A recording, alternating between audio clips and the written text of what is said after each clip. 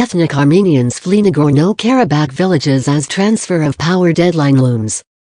A man walks past a house burning in the village of Charektar outside the town of Kalbajar, during the military conflict between Armenia and Azerbaijan over the breakaway region of Nagorno-Karabakh, where villagers have set their houses on fire before fleeing to Armenia ahead of a weekend deadline. As his wife and daughters said goodbye to their home, Sergei Grits loaded the family's possessions onto a truck and prepared to escape a contested land. "Danger is coming," said Mr. Tomanyan, 60. "We've lived here for over 20 years, but have no choice but to leave. Where will we live now? I do not know. I cannot tell you." Mr. Tomanyan and his family are among thousands of ethnic Armenians fleeing their villages in the separatist enclave of Nagorno-Karabakh ahead of a November 15 deadline that hands control of part of this disputed territory to Azerbaijan. Some residents have even taken to burning down their homes, refusing to leave them to Azerbaijanis who are expected to return following the handover and were themselves evicted in the early 1990s as part of the region's desperate cycle of displacement. Ethnic Armenians fear revenge attacks once the area is relinquished to Azeri forces as part of the Russian-brokered peace agreement which ended weeks of fierce fighting.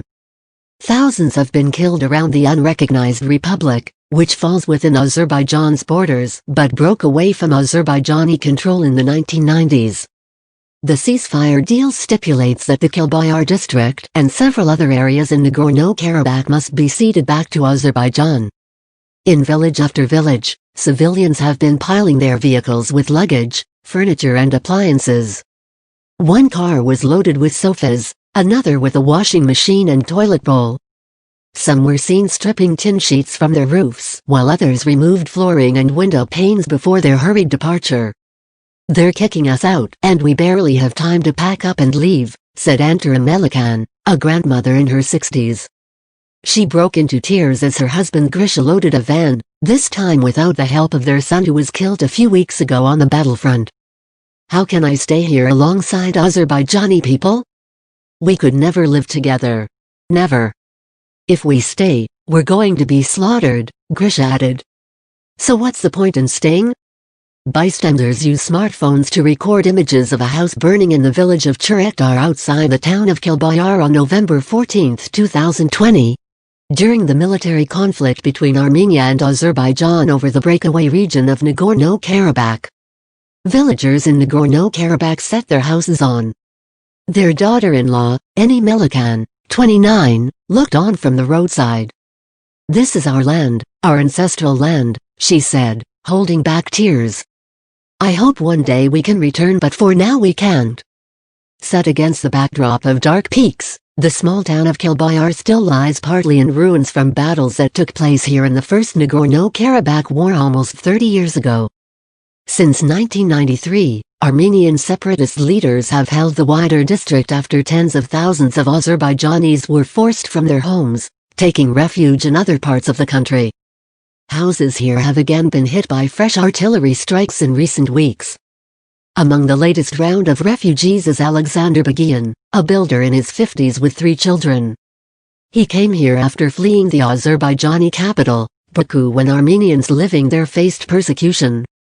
Ethnic tensions and conflict are uprooting him once more. "We lost everything when we had to flee back then, so we moved to this area to start a new life," he said. "But we can't stay here and wait for them to come and slaughter us. We need to be going. There is no other option."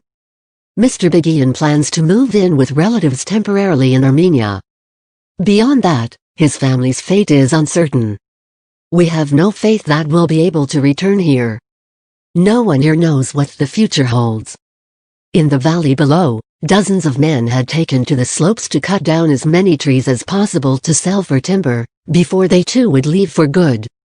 "Time is of the essence," said one of them, chainsaw in hand.